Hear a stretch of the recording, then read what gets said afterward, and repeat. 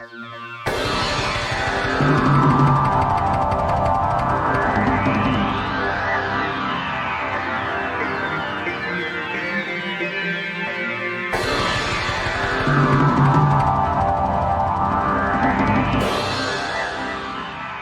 afternoon, good evening, good night, and good morning, everybody, and welcome to the 6th Annual Nommo Awards at Chicon8. Our host for today is a two-time World Fantasy Award-winning editor of the Dark Matter anthologies and a New York Times best-selling author for her collaboration with Janelle Monáe on The Memory Librarian. Her novelette, Madame and the Map, from 9 Bar Blues, won the Darrell Award, and her novel, Marvel's Black Panther, Panther's Rage, debuts in October 2022. She co-edited Trouble the Waters and Africa Risen. Please welcome Cherie Renee Thomas. Hello and welcome. The Nommo Awards honor speculative fiction by Africans.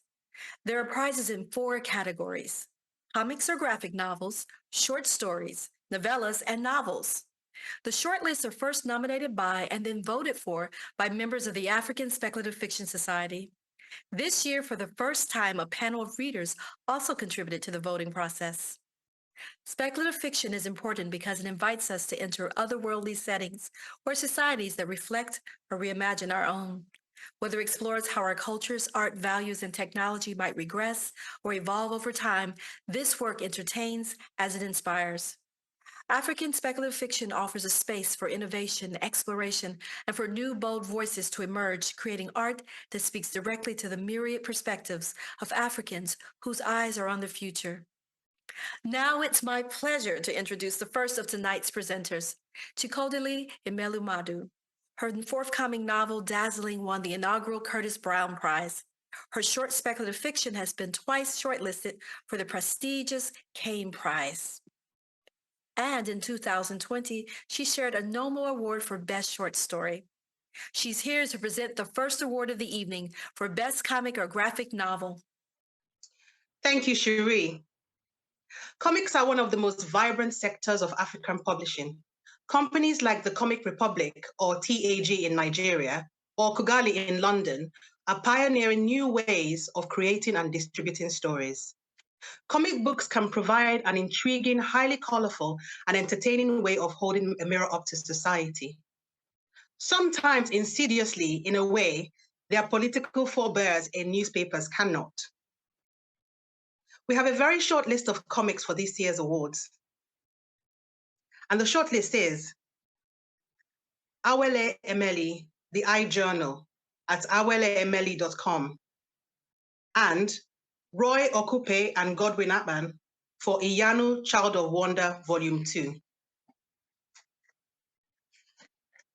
And the winners are Roye Okupe and Godwin Akpan for Iyanu, Child of Wonder, Volume 2. Yay! To accept the award, Roye and Godwin. This is a huge honor for myself and Godwin. Iyanu is it's a huge project that's special to not just myself, but I feel like, the global audience that have really come out to support us, not only on Kickstarter, but even now having a HBO and Cartoon Network show in development. This is this is something that I think is a huge deal, not just for myself and Godwin, but just African creators over the world. We're incredibly honored to receive this award, for Iyanu Volume 2. And I just want to tell everybody, to all the fans, that, we're going to keep on creating great projects, and we're going to keep on honoring Africa and the African diaspora. And, that's something that's very special to me. I know it's very special to Godwin. So thank you again so much for this, for everybody that voted. It's a huge honor, and I don't take it for granted. Thank you so much, Chicon8.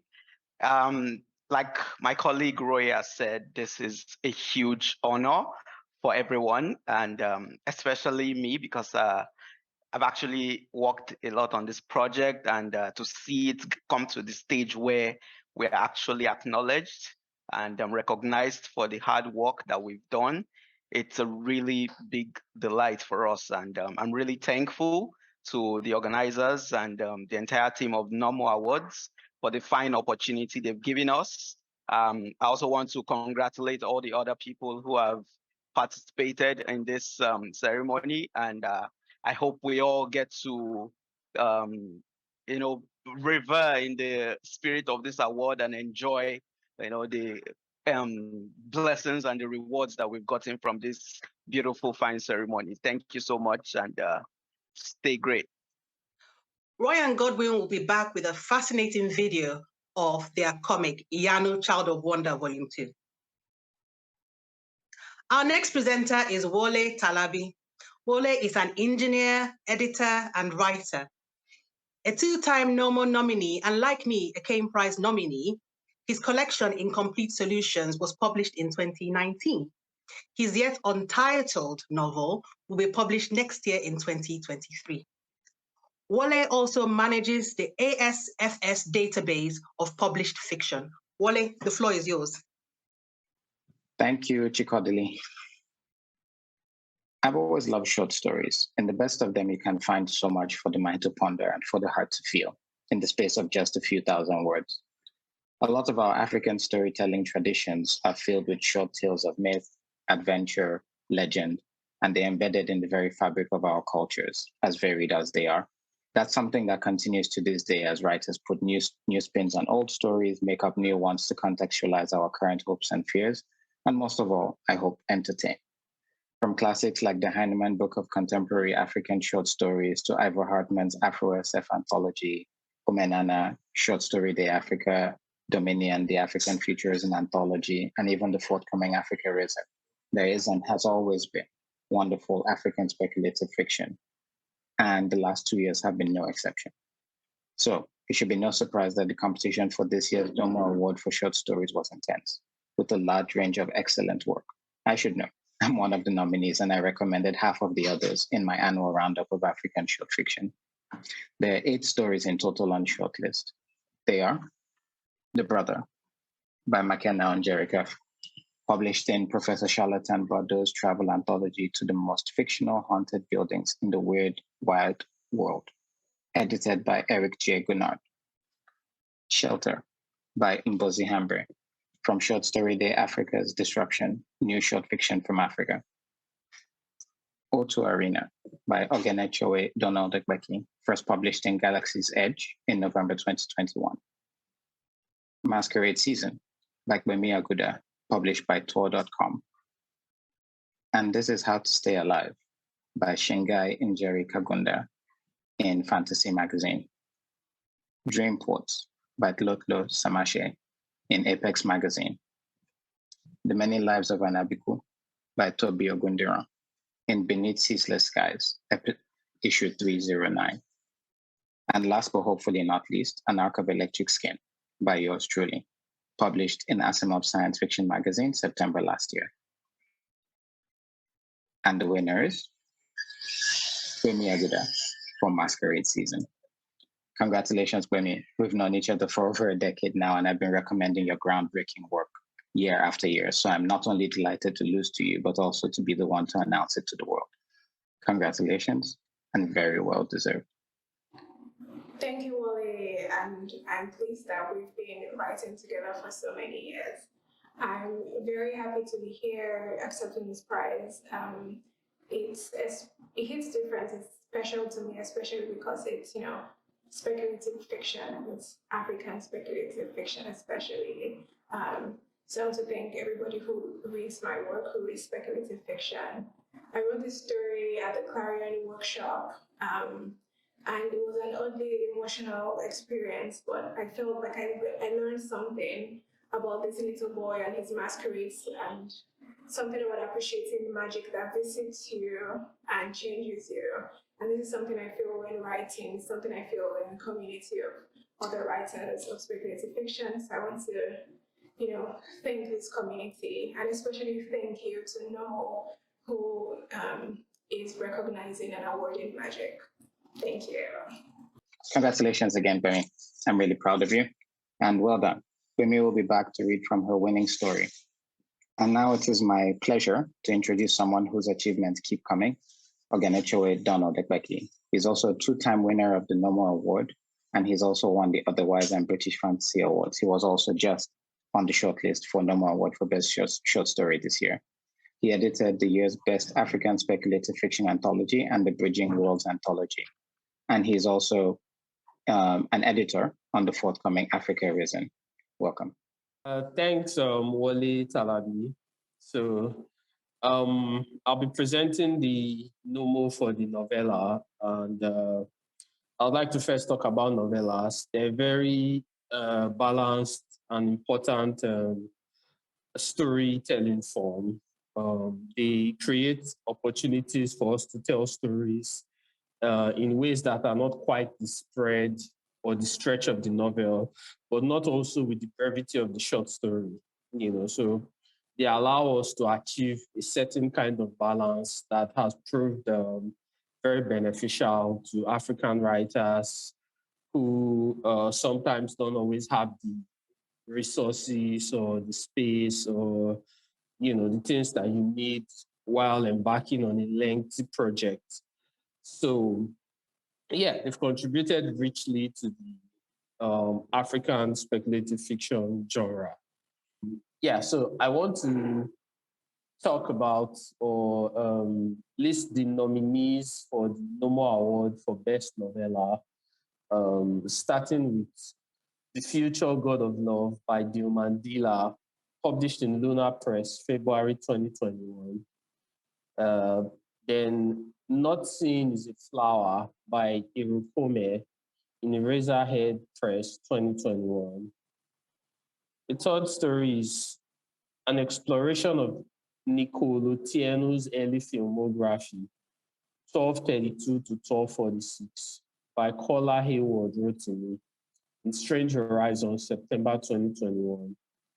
Then there is Remote Control by Nnedi Okorafor, Forge, Tordotcom, 2021. And The Abomination by Nuzo Ono in the Magazine of Fantasy and Science Fiction, September-October issue. So, yeah, well, the winner for the Nommo Award for Best Novella in 2022 is Nnedi Okorafor for Remote Control. Thank you so much. This novella began as a full-blown novel. It took me 6 years to realize that Sankofa's story was a leaner one. It was set in a world that I've been writing for quite a while. A near future where African nations are the focal point of the narrative. Prayer shacks that block out digital networks and only allow lines of communication with deities, spirits, and ancestors. Stretchable screens made of gelatin, distracted robots, and a confident girl made powerful by alien tech walks on this world's roads. Remote Control is African futurism, and I'm utterly ecstatic that it was loved enough to be gifted with a Nommo Award for Best Novella. I'd like to thank the ancestors for consistently reminding me to look forward and backwards. Thanks to my publisher, Tordotcom, for being excited about this story. To illustrator Greg Ruth for another stunning cover. And a hearty thanks to my Ghanaian friend for turning my eye to Ghana. And lastly, thank you to Remote Control's readers for their openness, curiosity, and love of things. Thank you. Congrats, Nnedi. I believe this is your third win, which at this point, there's no doubt that you're adept at the form, in addition to everything else. So congrats, and yeah. So I'll be handing over to our host for the evening, Sherry Rennie Thomas, who will be presenting the Tom Ilube Nommo Award for Best Novel. Thanks, Oginichowe. The Ilube Nommo Award is named after Tom Ilube CBE, the sponsor of the prize money for the award since their inception. The awards were created to honor excellence in African letters. African literature plays an important role in global arts, as African storytelling is the first in human history. Science fiction and fantasy from Africa has risen from fertile grounds and rich imaginations, offering readers entry to a number of specific cultures, languages, histories, new futures.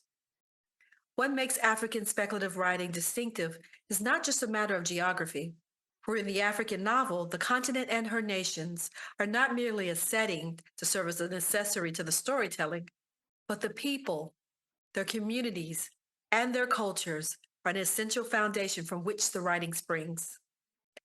There has been an exciting number of celebrated and new emerging writers who are adding their voices to the speculative tradition. And tonight, we honor the best of them. The previous winners of the Ilube Nommo Award for Best Novel are Tade Thompson, Tochi Onyebuche, Akweke Imeze, and Sui Davies Okumbawa. This year's shortlist is as follows.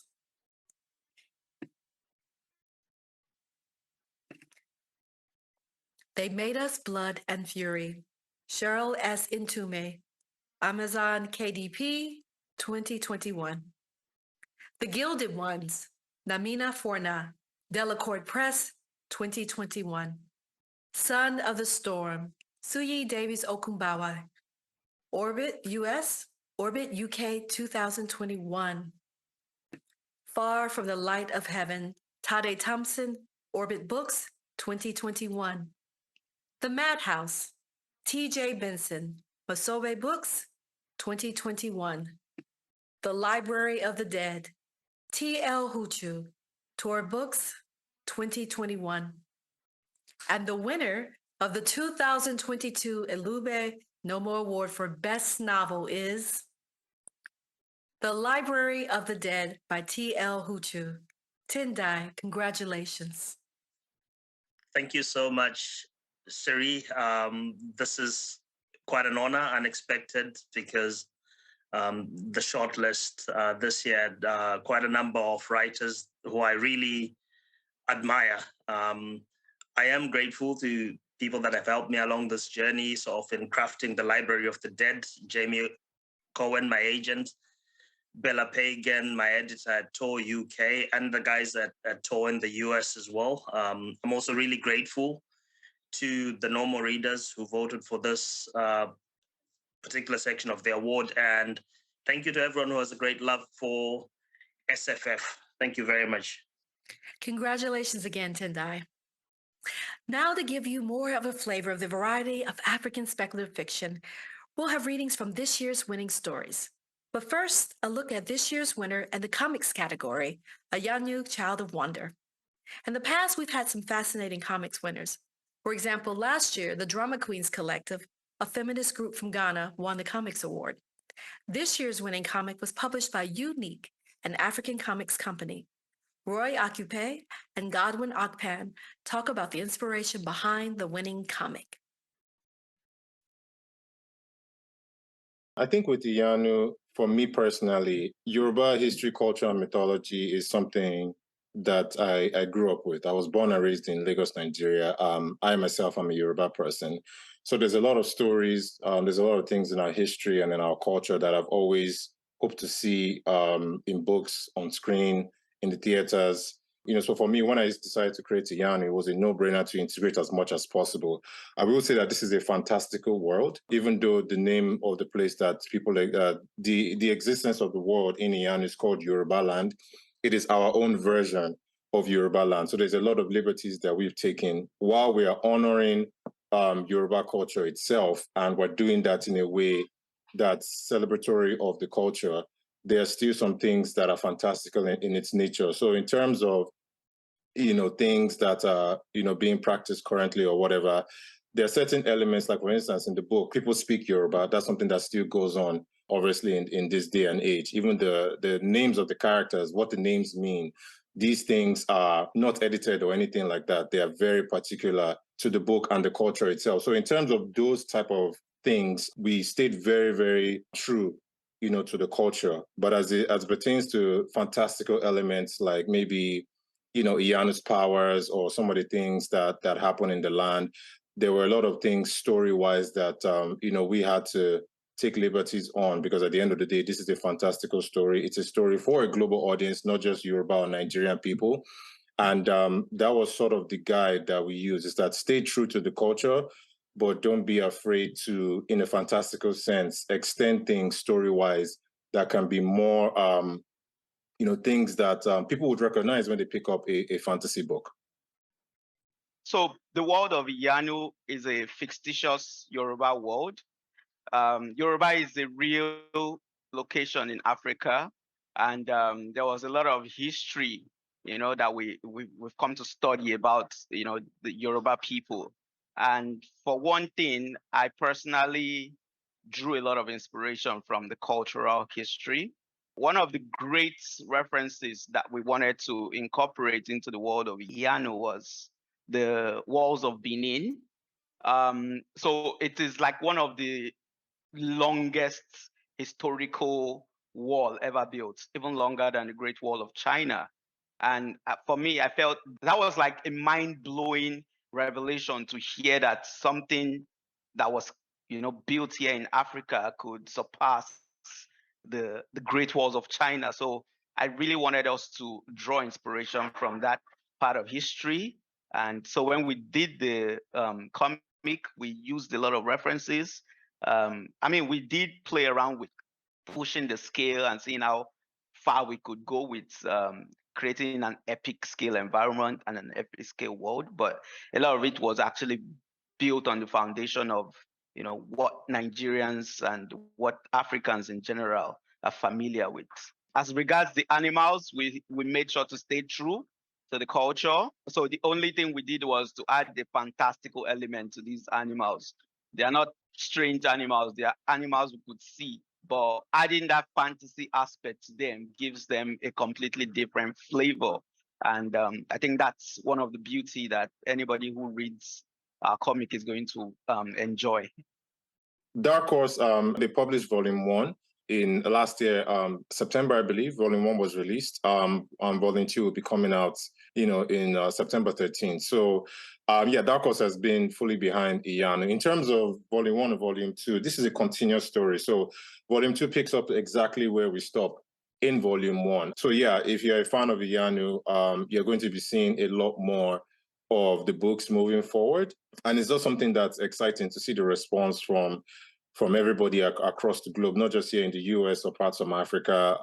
When it comes to specificity of African culture, it's not just something that's exciting to us Africans. Like, people around the world want to, see what we have to offer as it pertains to entertainment, as it pertains to music, as it pertains to movies, TV, animation, comic books. So it's really a great time to be an African creator. And Iyanu, I think that's one of the reasons why, apart from it being a great story, it's also one of the reasons why people have embraced it so much.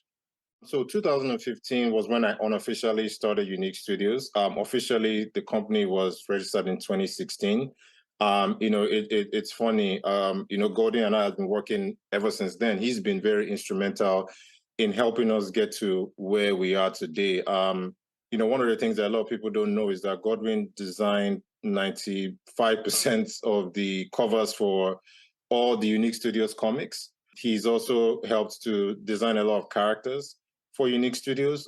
So he hasn't just worked on Iyanu. I know Iyanu is his baby, as he likes to call it. I also want to give Gordon a huge shout out and I let people know that this company is just more than Roye. And there's also people like Sukomi Akimboye, Tony Ajetumobi, Ayodele Elegba. There's a lot of Nigerian talents that has helped us get to the point that we are. But we started in 2016. We had the Dark Horse 10-book deal in 2020, which was very huge for us. It was announced in 2021.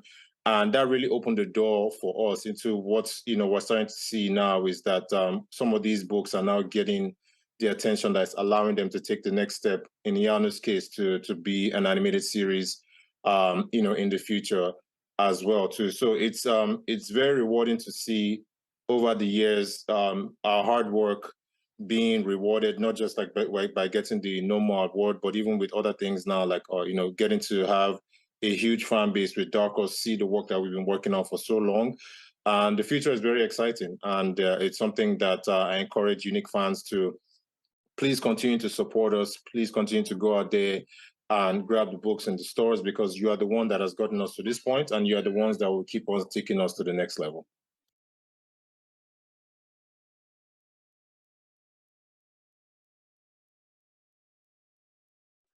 Thanks so much, Roye, Godwin, and team. And now here's the year's short story winner, Pemi Aguda, reading from Masquerade season. Hello, my name is Pemi Aguda, and I'm going to be reading an excerpt from my short story, Masquerade Season. The masquerades are swishing in the corner of the living room, between the old TV with the crooked antenna and the heat-trapping velvet curtains that Polly's mother keeps forgetting to replace. The masquerades are so bright, too bright maybe for the otherwise dim apartment, and Polly, seated on the edge of the sofa, sometimes has to look away, afraid his eyes will rupture from color. It wasn't hard getting the masquerades home. They moved through the bush without problems, hopped over the gate gracefully, as if they were featherlight. When the Alele security guards had seen Polly and the masquerades approaching, they waved and asked, "And what do we have here?" To which Polly replied, "These are my masquerades." And the masquerades had swayed, and Polly liked the way the guards nodded, touched their cap visors to show they were impressed. His mother has warned him not to bring strangers home, yes. So, in this second thing, Polly is a disobedient son. But he's sure she will understand that masquerades aren't things you pass up, especially when they belong to you. And isn't it his mother who always says never to leave his belongings lying around, never to lose them? Polly doesn't know what appropriate conversation with masquerades sound like. Should he ask where they have come from? Would that be impolite? Would that be looking a gift horse in the mouth? Or should he ask what they do for fun? They don't look like they'd want to play football, staining their materials, which has somehow stayed clean through that bush passage. But maybe he shouldn't presume. Are they similar to pets he has to feed? He finally speaks up. "Can I offer you biscuits and water?" The red Ashoke masquerade bends forward, cloth rippling like a wave, then straightens. This voice is soft too, but more slippery, silkier than the feathered masquerades. "Palm oil," the masquerade says from behind its silver mask. "You want palm oil?" "Yes," it says, the S slinking out, drawing long. "Only palm oil." Polly's mother arrives from her seamstress job in the middle of this conversation. "Oh," she says when she steps into the room, lugging bags of vegetables and fish for dinner in one hand and bolts of fabric in the other. She stands there for a long moment looking at the masquerades, her body not quite in or out. "Oh," she repeats, "we have company?" "These are my masquerades," Polly announces. He stands tall, all of his 10-year-old height. He spreads his hands toward them as if they are an art project of his making. He waits for his mother to be impressed. But she says nothing, just enters the family living room fully, shutting the door with her foot. She walks past them to the kitchen and dumps her purchases on the counter. She's in there for a few minutes while Polly squints at his masquerades, wondering if their sparkle has somehow muted, wondering how she's not standing beside him in awe of those shades and textures. She reappears at the door to the kitchen holding a knife. "Does this mean I have to make dinner for 5? "No," Polly answers, happy not to add to her troubles. They only ate palm oil. "Good," his mother says, returning into the relative darkness of the kitchen. "Good," his mother repeats, "because I'm tired."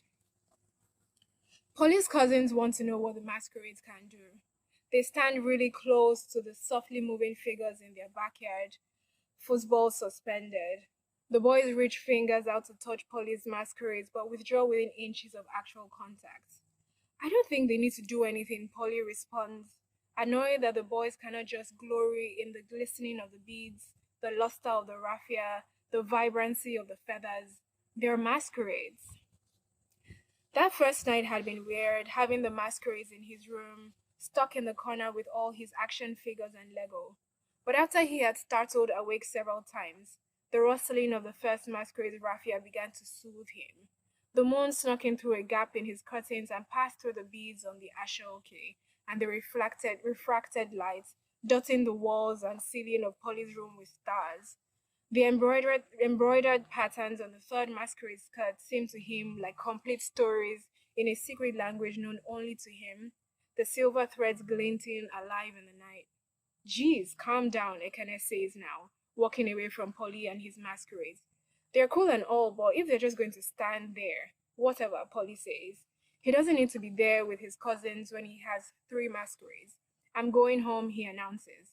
The masquerades glide behind him as if backing his decision. On the streets, Polly kicks pebbles. The masquerades are quiet now, and he regrets leaving his cousins. "But is there anything you can do?" he turns to ask. At first, he's sure they are ignoring him. But then the red Ashoke masquerade does a wavy thing again, silver head bowing down, then lifting up. The raffia masquerade hops and spins around on the spot. The feathers on the third masquerade rise like a bird getting ready for flight. The feathers stick out in their million directions, and Polly steps back. The masquerades dance. Out in the street, they twirl and contort and somersault. Polly feels transformed, transported to another world, a brighter one than his summer holiday has given him so far, more radiant than the heady rush of scoring a goal against Ekene. The masquerades faint left, then jerk right. They jump and fold and twist and spasm, and feathers flutter and cloths flap and billow and beads clink and jangle, and the plumes blur and raffia palms create a shh wind that is the background pulse of their dance. Thank you. Thank you for that reading, Pemi. Masquerade is an uncanny story where readers can glory in its glistening and the luster of its language and the vibrancy of its imagery and prose. Our next writer, Nnedi Okorafor, is one of the most successful writers in the field, and the ASFS is pleased to present her reading from her winning novella, Remote Control. Hi, I'm Nnedi Okorafor, and I'm going to read from my Nommo Award-winning novella, Remote Control. So I'm going to start at the very beginning. Chapter 1, Sankofa. It starts with a quote from Omar Little from The Wire. "You come at the king, you best not miss." The moon was just rising when Sankofa came up the dirt road. Her leather sandals slapped her heels softly as she walked. Small, swift steps made with small, swift feet. When she passed by, the crickets did not stop singing, the owls did not stop hooting, and the aardvark in the bushes beside the road did not stop foraging for termites. Yards behind her in the darkness trotted the small red-furred fox rumored to follow her wherever she went. This type of creature wasn't known to live in Ghana, but stranger things were always afoot when Sankofa was around. Sankofa was 14 years old, but her petite frame and chubby cheeks made her look closer to 10. Her outfit was a miniature version of what the older, more affluent Mamprusi women of northern Ghana wore: a hand-dyed, long yellow biosilk skirt, a matching top embroidered with expensive lace, and a purple and yellow headband made of twisted cloth. She wore the gold hoop earrings, too. She'd done the head wrap exactly how her mother used to when her mother visited friends. Beneath the head wrap, Sankofa covered her bald head with a short-haired black wig. She'd slathered her scalp with extra coats of thick shea butter she'd recently bought, so the wig wasn't itchy at all. She also applied a thin layer to her face, taking care to massage it into where her eyebrows used to be. Despite the night's cloying heat, the shea butter, and her elaborate heavy outfit, she felt quite cool at the moment. A young man leaned against a mud hut, smoking a cigarette in the dark. As he blew out smoke, he spotted her. Choking on the last puff, he cupped his hands over his mouth. "Sankofa is coming!" he hollered in Iwe, grabbing the doorknob and shoving the door open. "Sankofa is coming!" People peeked out of windows, doorways, from around corners and over their shoulders. Nostrils flared, eyes were wide, mouths opened, and healthy hearts pounded like crazy. "Sankofa is coming, oh," someone shouted in pidgin English. "Sankofa, Abba, Sankofa strolling, Sankofa, oh." "Here she comes. Beware of remote control, oh, the most powerful of all witchcraft, Sankofa bird landing." Women scooped up their toddlers, playing in the dirt, and ushered their older children inside. Doors shut. Steps quickened. Car doors slammed, and those cars sped off. The girl called Sankofa walked up the quiet, deserted road of the town that was pretending to be full of ghosts. Her face was dark and sweet, and her jaw was set. The only item she carried was the amulet bag a juju man had given her 5 years ago, not long after she left home. It softly bounced against her hip. Its contents were simple: a roll of money that she rarely needed, a wind-up watch, a jar of shea butter bigger than a grown man's fists, a hand-drawn map of Accra, and a tightly rolled-up book. For the last week, her book had been an old copy of No Orchids for Miss Blandish, a paper novel she barely understood yet deeply enjoyed. Before that, a crumbling copy of Gulliver's Travels. The town was clearly not poor. There were a few huts, but they were well built and well kept. This night, though, dark as a cave, Sankofa could see hints of bright light coming from within. These mud huts had electricity. People feared her, but they still wanted to watch television. Beside them were modern homes which equally feigned vacancy. Sankofa felt the town staring at her as she walked. It was hoping, wishing, praying that she would pass through, a wraith in the darkness.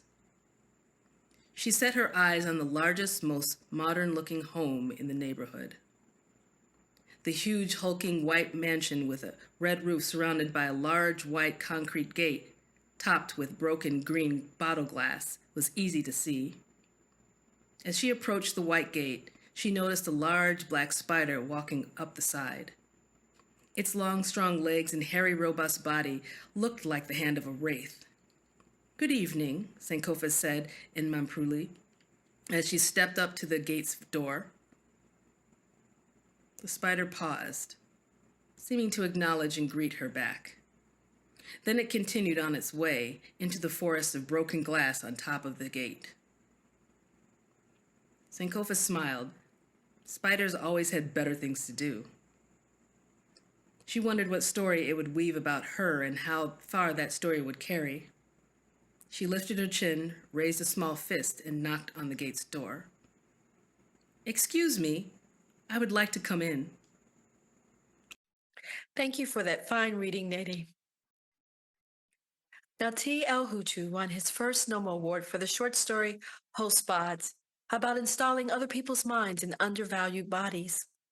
The Library of the Dead concerns Ropa, who is a ghost stalker. She speaks to the dead and carries messages to the living. But Edinburgh's dead start telling her something very disturbing that is attacking local children. Here is the winner of the 2022 Nommo Award for Best Novel, T.L. Huchu. I've asked the McGregors to turn off the lights around the house, and the only illumination comes from a lamp in the corner of the room. The light creeps up the walls, painting a half moon on the ceiling, and everything else is in the shadow of the lampshade. The telly's off, and in the silence, we can hear each other breathe.